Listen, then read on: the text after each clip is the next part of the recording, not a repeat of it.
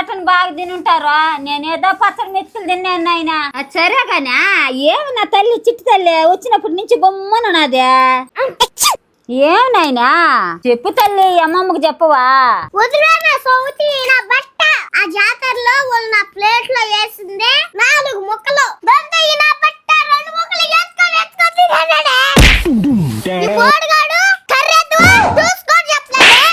ఈ నా సౌతి మేనకోడలు తినిందా లేదా అని చూడకుండా ముక్కలు కాడికి తిన్న ముక్కతా బేవని దాక్తా వచ్చింది. సిగ్లే నా సౌతి. ఇది ఎవరెవరో ఎంతెంత తింటున్నారో చూస్తా ప్లేట్ నానిపోయే వరకు రసం తాగింది. పెట్టిన ముక్కలు తినకుంటా మొక్కలు నాకు పెట్టుకుంటకూడదా? అక్క అక్క నీ దానికి పెట్టావు ఏమ్మా ఇప్పుడు చెప్పు. నువ్వేమో దాని మొక్కలు తినేసి ఆ బాలాజీ నా పెట్టావు నా మొక్కలు తినేసి అక్క తమ్ముళ్ళు ఆ జాతరలో కూరంతా ఆరగించేసినారు కదే.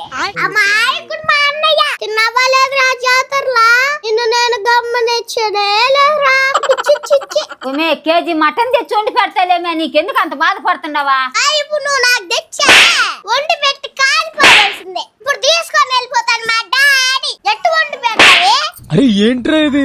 ఇంకా ఆదివారం మా డాడీ మటన్ తెచ్చే వరకు వెయిట్ చేయాలా. దాంట్లో కూడా భాగంకి వస్తాడు నా బట్ట. నీ కొడుకు దీనింట్లో భాగానికి రండి, నా కొడుకు కడుపుని ఉండదు. ఎట్ట మాట్లాడతాడు చూడు. అయినా నా కొడుకు 2 ముక్కలు ఎత్తుకోపోతే ఏమో దాని ప్లేట్లా ముందే పెట్టుండాలి.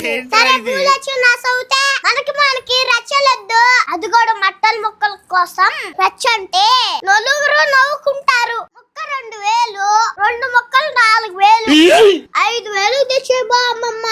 నేను వేలు దాడతానా? డబ్బులు కావాలంటే డైరెక్టర్ గా అడగచ్చు కదా మే. ఎన్ని కొట్టినావు ఎన్ని తిట్టినావు మే నువ్వా? అత్తమ్మ ఈ పిల్లకి డబ్బులు వేసావా? మే నిజంగానే నా మగుడు 2 ముక్కలు ఎత్తుకున్నాడా? ఉన్నాయినా ఇప్పుడే వస్తానా.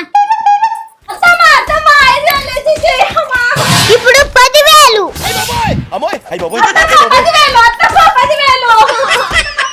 నీ వల్ల 5,000 నష్టం మే. ఇటు కోడాలు పెట్టుకుని ఎట్టేకేది నేనా? 5,000కి 10,000 చేసింది. ఏం కోడాలు ఇదే?